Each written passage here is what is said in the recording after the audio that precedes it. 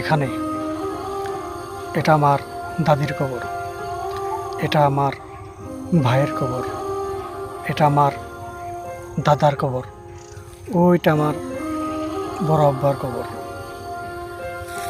এই সবাই আমার বংশর আপন মানুষ ছিল, কিন্তু তারা আজকে এই মাটিতে শুয়ে আছে। প্রত্যেকটা পরিয়ালেই হয়তো একজন হলেও আপন মানুষগুলো মারা গেছে বা কবরে শুয়ে আছে। সব কিছু দেখার পরেও, সব কিছু জানার পরেও আমাদের লোভ কমে না। এই একমাত্র লোভের জন্য কত পাপ করি, মারামারি করি, কাটাকাটি করি, হিংসা, গৌরব, কত কিছু করি, কিন্তু হয়তো ভালো করে উপলব্ধি করি না যে একদিন আমারও এই মাটিতে যাইতে হইব।